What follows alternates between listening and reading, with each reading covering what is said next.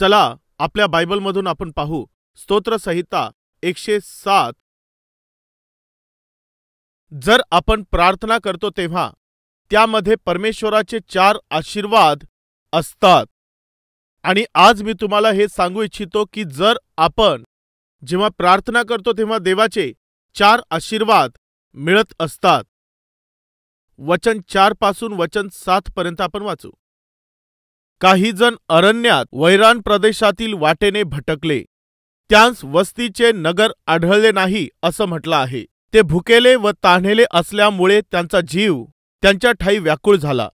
तेव्हा त्यांनी संकटसमयी परमेश्वराचा धावा केला आणि त्याने त्यांस क्लेशातून मुक्त केले। वस्तीच्या नगरास त्यांनी जावे म्हणून त्याने त्यास सरळ मार्गाने चालविले। परमेश्वराच्या दयेबद्दल व त्याने मनुष्यांसाठी केलेल्या अद्भुत कृत्यांबद्दल लोक त्याचे उपकार स्मरण करत धन्यवाद देव। तेव्हा त्यांनी संकटसमयी परमेश्वराचा धावा केला आणि त्याने त्यास क्लेशातून मुक्त केले। परमेश्वराने त्यांना सरळ मार्गाने चालविले। जेव्हा त्यांनी प्रार्थना केली, परमेश्वर सरळ मार्गांनी चालवितो। तो काय करतो? तो मार्ग दाखवित असतो। स्तोत्रसंहिता 107 वचन 10 पासून वाचूया। काही जण क्लेशाने व बेड्याने जखडले होते, ते अंधकारात व मृत्यूछायेत बसलेले होते, कारण त्यांनी देवाच्या आज्ञेविरुद्ध बंडाळी करून परमेश्वराचा बोध तुच्छ मानिलेला होता। 12 वचन। त्यांस कष्ट देऊन त्याने त्यांचा ताठा उतरविला, ते पतन पावले, त्यांस सहाय्य करण्यास कोणी नव्हता। तेव्हा त्यांनी संकटसमयी परमेश्वराचा धावा केला आणि त्याने त्यास क्लेशातून मुक्त केले। त्याने त्यास अंधकारातून व मृत्यूछायेतून बाहेर आणले व त्यांची बंधने तोडून टाकली। परमेश्वराची आज्ञा न पाळल्यामुळे या लोकांनी आपल्या जीवनावरती जे कष्ट ओढावले त्यामधून जाताना त्यांनी देवाचा धावा केला। तेव्हा परमेश्वराने काय केलं सांगा? त्याने त्यांच्यावर कृपा केली, त्याने त्यांच्या अपराधांची त्यांना क्षमा केली। जेव्हा आपण प्रार्थना करतो तेव्हा देव आपल्याला मार्ग दाखवतो। जेव्हा आपण प्रार्थना करतो तेव्हा देव आपल्या अपराधांची क्षमा करत असतो। तिसरी गोष्ट वचन 17 पासून पुढे, मूर्खांना त्यांच्या दुराचारामुळे व त्यांच्या दुष्कृत्यांमुळे पीडा भोगावी लागते। त्यांच्या जीवाला सर्व प्रकारच्या अन्नाचा वीट येतो व ते मृत्यूदाराजवळ पोहोचतात। ते संकटसमयी परमेश्वराचा धावा करीतात आणि तो त्यांस क्लेशातून मुक्त करीतो, त्यांना सोडवतो। म्हणजे या ठिकाणी आपल्या अपराधांमुळे त्यांनी जे कष्ट, जे संकट आणि मृत्यू ओढावून आणला होता, आणि त्या संकटामध्ये जेव्हा त्यांनी प्रार्थना केली तेव्हा देवाने काय केलं? त्यांच्या क्लेशांतून मुक्त केलं।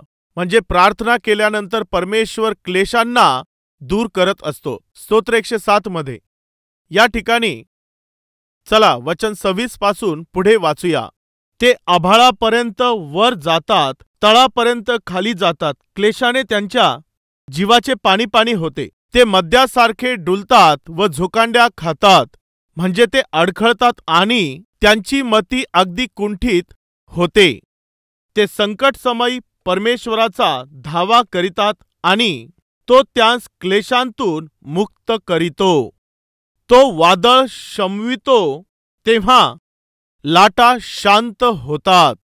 त्या शांत झाल्यामुळे ते हर्षित होतात आणि तो त्यांस त्यांच्या इच्छित बंदरास नेतो। म्हणजे प्रार्थना केल्यानंतर परमेश्वर योग्य बंदरास नेऊन पोहोचवतो। म्हणजे आपण प्रार्थना करतो तेव्हा काय होत असतं? सर्वात अगोदर प्रभू मार्ग दाखवत असतो। दुसरी गोष्ट, आपल्या दोषांची क्षमा करत असतो। तिसरी गोष्ट, आपल्याला क्लेशांमधून सुटका देत असतो। आणि चौथी गोष्ट, तो वादळाला शांत करत असतो। ही खरोखर खूप अद्भुत अशी गोष्ट आहे। या संदेशामध्ये जर तुम्ही या सर्व गोष्टी लिहून घेताल व जेव्हा तुम्ही पुढच्या वेळेला हे वचन वाचू लागाल तेव्हा त्याने आपला विश्वास अधिकच दृढ होऊन जाईल। आपण जे वचन ऐकलं ते विसरू नये म्हणून सर्वात अगोदर माहित आहे काय केलं पाहिजे? तुम्ही ते ऐकल्यानंतर तुमच्या इतर मित्रांना सांगितलं पाहिजे. परंतु समस्या ही आहे की तुमचे मित्र कोण आहेत? कित्येक लोकांचे मित्र पापामध्ये जगणारे मित्र असतात. अशुद्ध कृत्य करणारे असे त्यांचे मित्र असतात. आणि सर्व प्रकारचे घाणेरडे पिक्चर पाहणारे असे आपले मित्र असतात. चुकीचे कृत्य करणारे, घाणेरड्या इच्छा बाळगणारे मित्र असतात. जर तुम्ही अशा प्रकारच्या मित्रांबरोबर जर राहत असाल तर कृपया लक्षात ठेवा, ती जागा सुरक्षित जागा नाही. मी देखील कॉलेजमध्ये शिकलेलो आहे, मी देखील हॉस्टेलमध्ये राहिलो, मी रूममेट्सच्या मध्ये राहिलो आहे. कृपया लक्षपूर्वक ऐका. जेव्हा मी पहिल्यांदा इथे आलो होतो, पहिल्यांदा जेव्हा हैदराबादमध्ये आलो, हैदराबादमध्ये येऊन मला किती वर्ष झालेत? तुम्हाला माहिती आहे किती वर्ष झालेले आहेत? जवळपास 28 वर्ष झालेले आहेत. म्हणजे 28 इयर्स बॅक मी हैदराबादला आलो. जेव्हा मी हैदराबादमध्ये आलो तेव्हा माझ्याबरोबर कॉलेजचे फ्रेंड्स देखील हैदराबादला आले होते. आम्ही सर्व एकाच खोलीमध्ये राहत होतो, एकाच रूममध्ये आम्ही राहत असायचो. ते तर त्यावेळेला असे घाणेरडे आणि अश्लील अशा प्रकारचे चित्र पाहून किंवा तशा प्रकारचे मॅगझिन्स घेऊन यायचे. त्या काळामध्ये सेलफोन्स किंवा कोणत्याही प्रकारचं इंटरनेट किंवा असे कोणते नेट नव्हते. हे सर्व त्या काळामध्ये नव्हतं. त्या काळामध्ये जे प्रलोभन किंवा टेम्पटेशनच्या गोष्टी असायच्या, त्या काळी जे काही असायचं म्हणजे इमेजेस, केवळ चित्र असायचे किंवा घाणेरडे पुस्तकं किंवा घाणेरड्या मॅगझिन्स. तेव्हा माझे फ्रेंड्स घाणेरडे पुस्तकं आणून रूममध्ये ठेवून द्यायचे. तरुणांनो, माझं लक्ष देऊन ऐका. अशा लोकांमध्ये राहत असताना आपण फार धार्मिकासारखं असतो ना. जेव्हा धार्मिक लोकांमध्ये राहत असतो तेव्हा अशा घाणेरड्या चित्रांकडे जावं लागत नसतं, कारण आपल्या आजूबाजूला चांगले लोक राहत असल्यामुळे आपण फार सावध राहत असतो. परंतु सगळे मित्र कॉलेजला निघून गेल्यानंतर खोलीमध्ये एकटं राहून काय करू लागतो? जेव्हा रूममध्ये कोणी राहत नाही तेव्हा आपलं खरं रूप बाहेर येत असतं, तेव्हा आपला खरा स्वभाव बाहेर येत असतो. जेव्हा कोणीतरी शेजारी असेल, जेव्हा कोणी आजूबाजूला असतं, तेव्हा आम्ही धार्मिक जीवनाचं फार चांगलं नाटक करत असतो. या पूर्ण गेलेल्या आठवड्यामध्ये असं नाटक करण्याची संधी तुम्हाला मिळाली का? याविषयी तुम्ही काय बोलाल? जरा एकदा विचार करून पहा. आपल्याकडून कोणतं चुकीचं कृत्य होत नाही ना, याबद्दल सावधगिरी बाळगण्याकरिता तुम्ही सतर्क होता की नव्हते? जर तुम्ही देखावा करत असाल तर तुम्ही ॲक्टिंग करता. जेव्हा आपल्या आजूबाजूला लोक असतात तेव्हा जर आपण चांगलं वागत असलो तर आपण नाटक करत आहोत. नाटक करणं, ढोंग करणं हे देवाला आवडत नाही. हे फार वाईट असं लक्षण आहे. तुम्ही ही गोष्ट विसरू नका की नाटक करणं म्हणजे एका छोट्या ब्लँकेट सारखं आहे. म्हणजे जेव्हा पाय झाकतो तेव्हा डोकं बाहेर पडतं आणि डोकं झाकतो तेव्हा पाय बाहेर पडतात. अशा प्रकारचं दिखावा करणारे लोकांच्या समोर केवळ चांगलं वागणाऱ्या लोकांसाठी ही चांगली गोष्ट नाही. कारण जेव्हाही तुम्हाला संधी मिळेल तेव्हा तुमचं खरं रूपच बाहेर प्रगट होईल. जेव्हा मी त्यांच्याबरोबर राहत असायचो तेव्हा मी माझं बायबल वाचत असायचो आणि त्यांचं बेड देखील माझ्या बेडच्या शेजारीच असायचं. बेड म्हणजे आम्ही अगोदर काहीतरी अंथरायचो, त्याच्यावरती आमचा बिछाना टाकायचो आणि त्याच्यावर झोपायचं. ती एक छोटीशी खोली असायची, 4-5 जण तिथे राहत असायचे.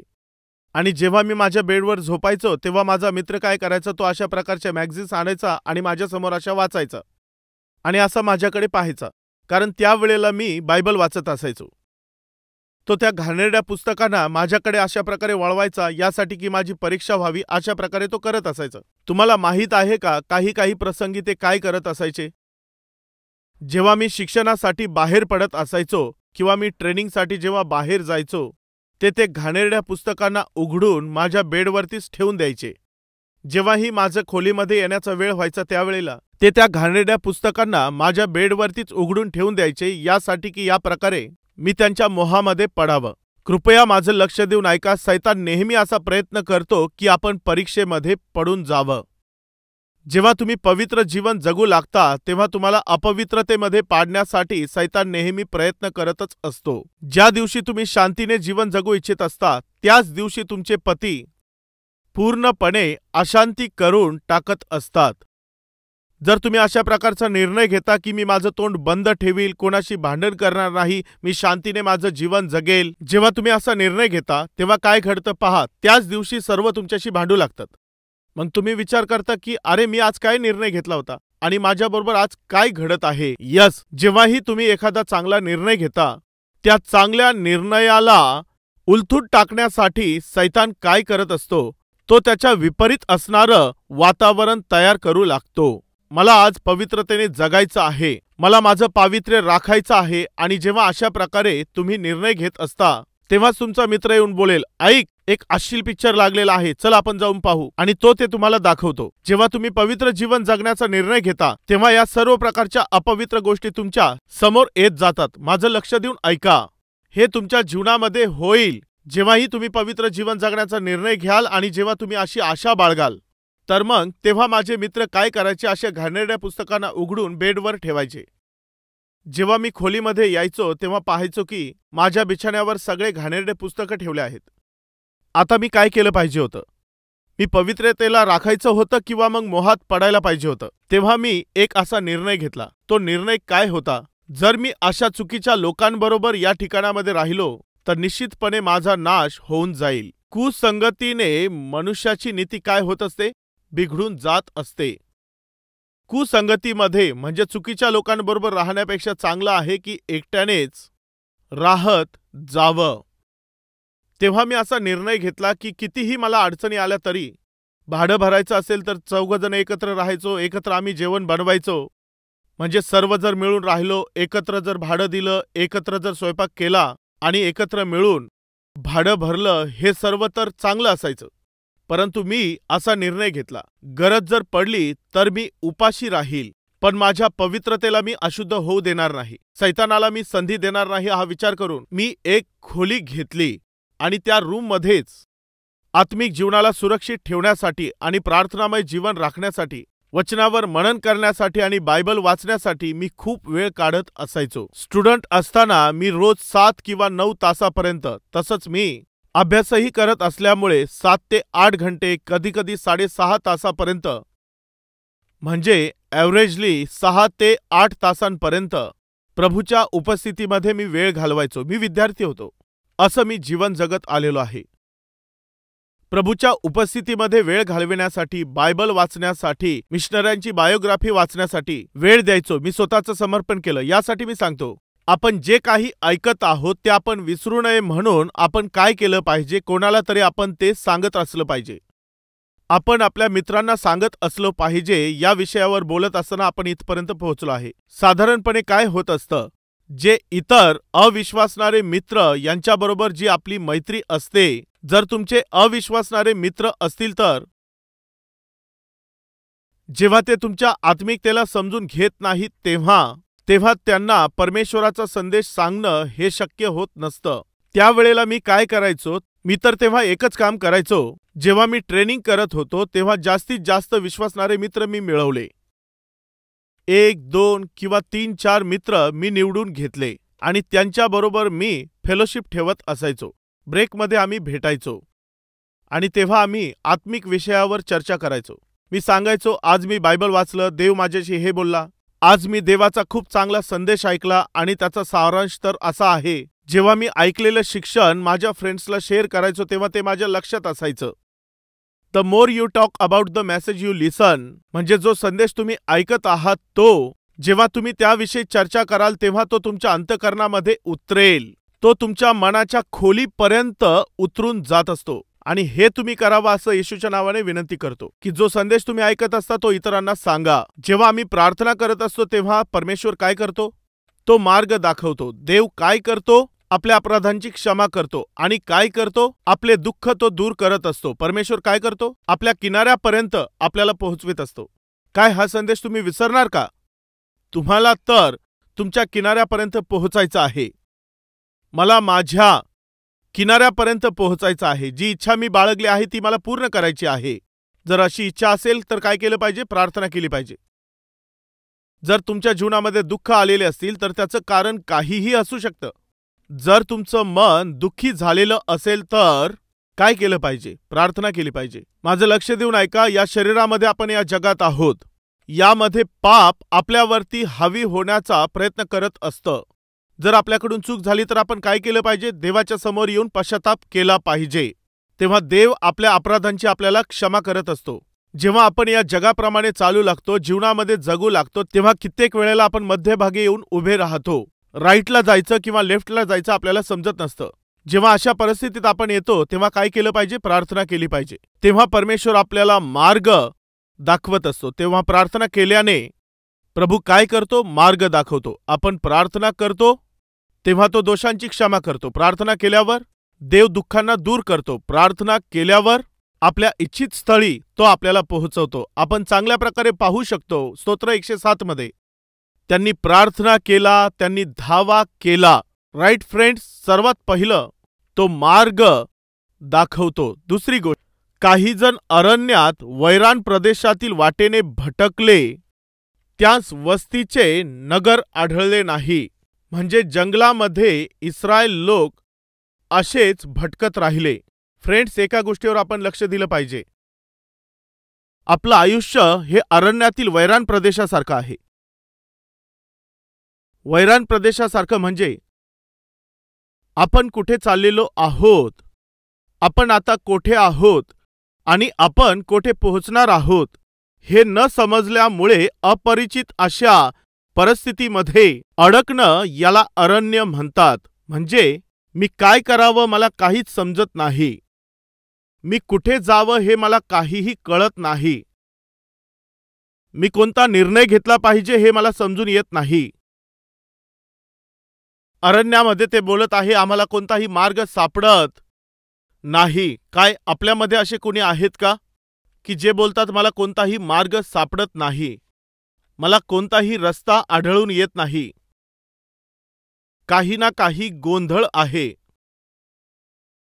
जीवनामध्ये उलटसुलट होत आहे, कुठे गेलं पाहिजे मला काहीच समजत नाही, काय केलं पाहिजे हे मला समजत नाही, कोणता निर्णय घ्यावा काहीच सुचत नाही, कारण मला मार्ग दिसत नाही. काय आपल्यामध्ये असे कोणी लोक आहेत ज्यांना मार्ग सापडून येत नाही? काय केलं पाहिजे? काहीतरी संभ्रम आहे तर काय करायचं? सर्व काही अस्तव्यस्त झालेलं आहे, आता काय करायचं? सगळं उद्ध्वस्त होऊन गेलेलं आहे, काय केलं पाहिजे? जर आपल्यामध्ये असं कोणी असेल जे अशा परिस्थितीमधून जात आहेत तर फ्रेंड्स, त्याचं उत्तर काय तुम्हाला माहीत आहे? केवळ प्रार्थना हेच उत्तर आहे. जेव्हा ते अरण्यामधून चाललेले होते, जेव्हा ते वैरान प्रदेशातून चाललेले होते, जेव्हा ते अशा परिस्थितीमधून चाललेले होते, तेव्हा त्यांनी काय केलं? त्यांनी प्रार्थना केली होती. त्यांनी प्रार्थना केल्यावर तेथे परमेश्वराने काय केलं? त्यांना सरळ मार्गावर चालवलं. ते तर अरण्यात होते, ते योग्य दिशेमध्ये नव्हते, ते तर मार्ग भटकलेले होते. आणि धावा करणाऱ्या लोकांना देवाने काय केलं? शांतीने भरलेल्या वस्तीमध्ये, म्हणजे शांतीने भरलेल्या अशा निवासस्थानामध्ये त्यांना त्या ठिकाणी त्याने काय केलं? पोहोचविलं. परमेश्वराने त्यांना सरळ मार्गाने पोहोचविलं. पिता परमेश्वर आपल्याला या ठिकाणी हेच तर सांगत आहे. काय सांगत आहे? वस्ती स्थान, असं निवासस्थान ज्या ठिकाणामध्ये शांती असते तिथे तो पोहोचवेल.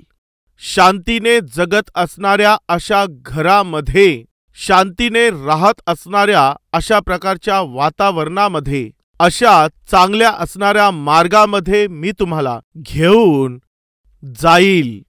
परमेश्वर तुम्हाला देखील हेच अभिवचन देत आहे.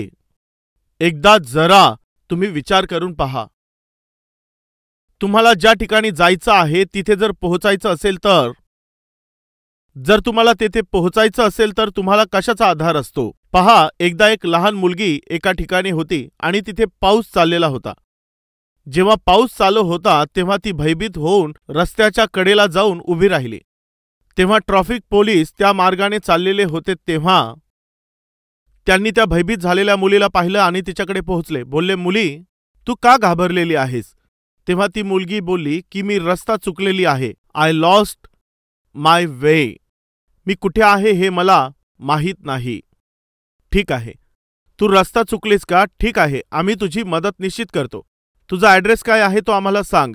आणि त्या लहान मुलीला ॲड्रेस देखील माहीत नव्हता. मला ॲड्रेस माहिती नाही. ॲड्रेस माहीत नाही का? बरं, तुझ्या डॅडीचं नाव काय? तेव्हा आई वडिलांचं नाव तिने सांगितलं, परंतु पत्ता माहिती नव्हता. अगं नाही बाळा, तुझ्या शेजारचा एखादा तू ॲड्रेस सांग, मला माहिती नाही. तुझ्या आजूबाजूला कोणते मोठे मोठे शॉपिंग मॉल्स आहेत का? नाहीत. काय तिथे कोणते दवाखाने आहेत का?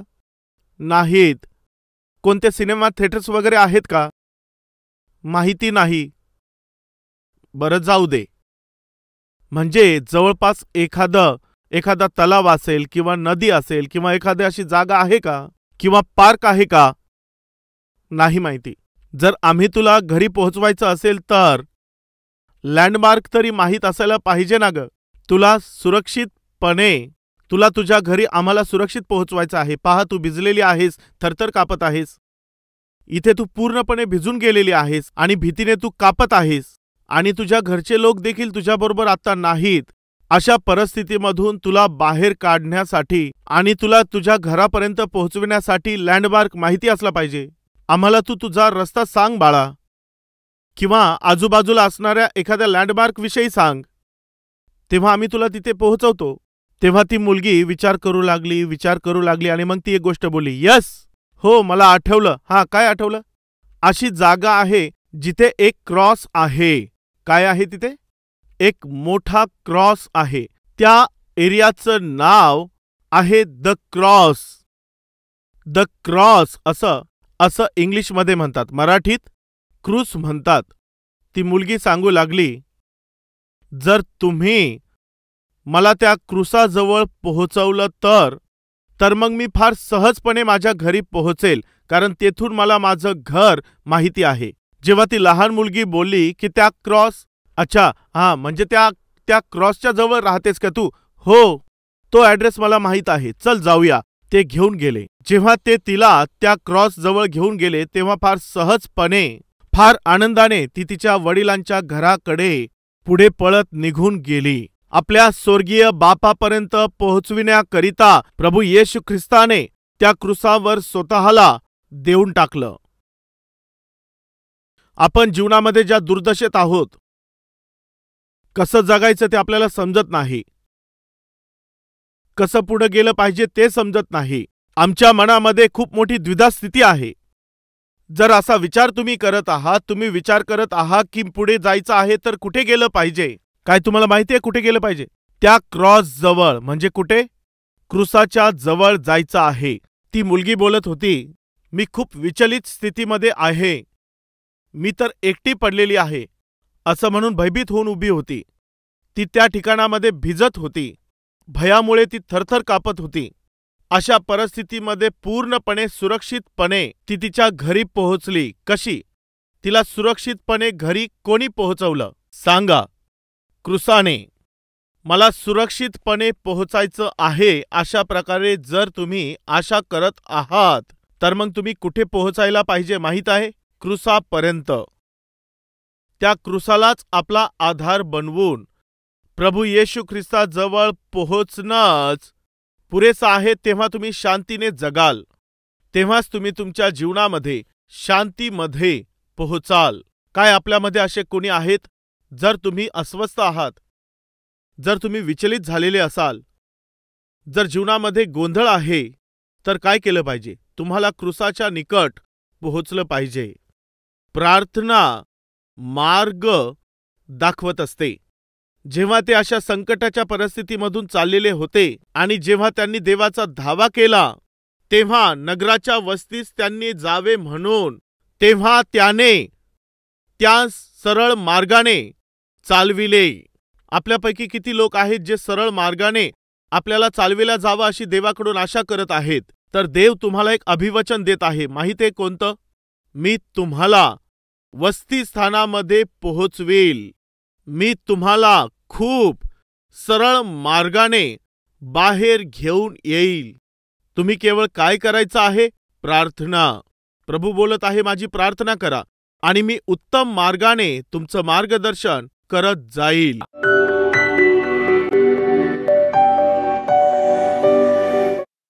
महान पवित्र प्रीतीने भरलेल्या परमेश्वर बापा, ज्या लोकांना आज मार्ग दिसून येत नाही त्यांना मार्ग दाखविणारा परमेश्वर तूच आहेस. तूच आहेस. केवळ तूच आहेस. आम्ही केवळ तुझ्याकडेच पाहत आहोत. आमच्याकडे रस्ता नाही, आम्हाला मार्ग माहिती नाही. आम्ही काय केलं पाहिजे आम्हाला काही समजत नाही. आम्ही तर अशा परिस्थितीमध्ये आहोत देवा. आम्ही तर तुझे संतान आहोत. स्थिर अशा निवासस्थानापर्यंत तू आम्हाला पोहोचव परमेश्वरा.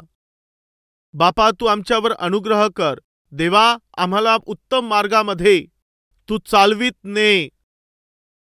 पूर्वी ज्या मार्गाने आम्ही गेलो ते चांगले नव्हते.